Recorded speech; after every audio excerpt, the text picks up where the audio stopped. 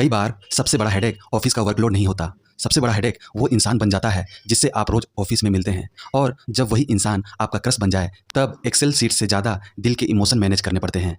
Netflix की office romance इसी area पर बनी है। लेकिन क्या ये सिर्फ एक और रोमांटिक कॉमेडी है या फिर सच में आपका टाइम डिजर्व करती है? चलिए बात करते हैं।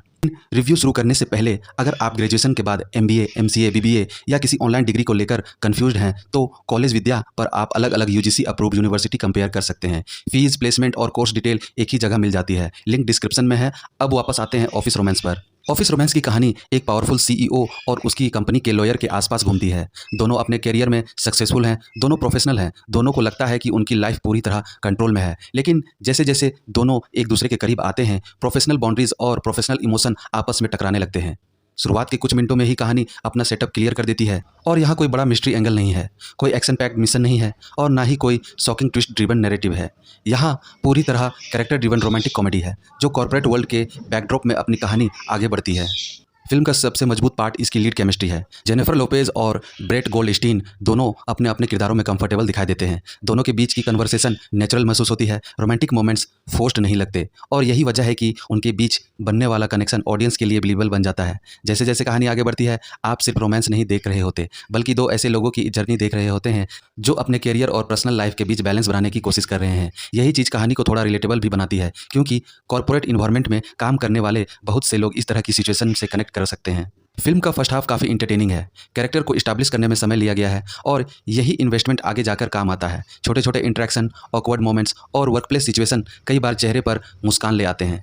कॉमेडी का तरीका भी काफ़ी ग्राउंडेड रखा गया है। यहाँ लगातार जोक्स फेंकने की कोशिश नहीं की गई है बल्कि सिचुएशन से ह्यूमर निकालने की कोशिश की गई है। लेकिन कहानी सिर्फ रोमांस तक सीमित नहीं रहती। धीरे धीरे रिलेशनशिप के सामने नई कॉम्प्लिकेशन खड़ी होने लगती है। Career decisions, company image, office rumour और प्रोफेशनल एथिक्स जैसे मुद्दे कहानी का हिस्सा बनते जाते हैं। यहीं से कहानी ज़्यादा मैच्योर डायरेक्शन में आगे बढ़ती है और ऑनेस्टली फिल्म का सबसे इंटरेस्टिंग हिस्सा भी यही है क्योंकि यहाँ सवाल सिर्फ प्यार का नहीं रह जाता। सवाल ये बन जाता है कि क्या दोनों अपने रिलेशनशिप को बचाने के लिए प्रोफेशनल रिस्क लेने को तैयार हैं। यही कॉन्फ्लिक्ट सेकेंड हाफ को आगे बढ़ाता है। सपोर्टिंग कास्ट भी अच्छा काम करते हैं। कई साइड कैरेक्टर्स अपना काम ठीक से कर जाते हैं। अब अगर कमियों की बात करें तो सबसे बड़ी समस्या राइटिंग में दिखाई देती है। कई सिचुएशंस काफ़ी प्रिडिक्टेबल हो जाती है। रोमांटिक कॉमेडी देखने वाले व्यूअर्स कई डेवलपमेंट पहले से गेस कर सकते हैं। कुछ इमोशनल मोमेंट अच्छे हैं लेकिन इमोशनल इम्पैक्ट हर जगह उतना स्ट्रॉन्ग नहीं बन पाता जितनी उम्मीद की जाती है। यानी इंटरटेनमेंट बना रहता है लेकिन इमोशनल डेप्थ हमेशा उसी लेवल तक नहीं पहुंचती जहां फिल्म पहुंचना चाहती है। डायरेक्शन की बात करें तो पेस काफ़ी स्मूथ रखा गया है। कहानी अननेसेसरी ड्रैग नहीं लगती। सीन्स जल्दी मूव करते हैं और लगभग पूरी रन टाइम के दौरान इंगेजमेंट बना रहता है। विजुअल प्रेजेंटेशन भी क्लीन है और कॉर्पोरेट सेटिंग को अच्छी तरह से प्रेजेंट किया गया है। प्रोडक्शन क्वालिटी ओवरऑल पॉलिश्ड महसूस होती है। यही वजह है कि फिल्म कभी बोरिंग नहीं होती। लेकिन हाँ, हो सकता है कि फिल्म आपको सरप्राइज ना करे क्योंकि पहले से ही कुछ ट्विस्ट समझ आ जाते हैं लेकिन कहानी इन तक आपका अटेंशन बनाए रखती है।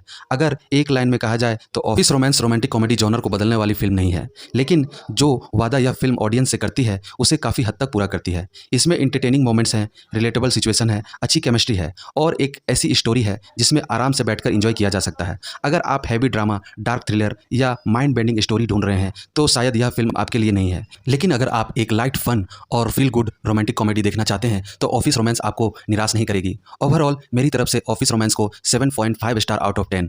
तो ये था मेरा रिव्यू ऑफिस रोमांस के लिए। अगर आपने फिल्म देख ली है तो कमेंट में ज़रूर बताइए आपको कैसी लगी और जाने से पहले वीडियो को लाइक और शेयर कर दीजिएगा और हाँ, सब्सक्राइब करना मत भूलिए। मिलते हैं अगले वीडियो में।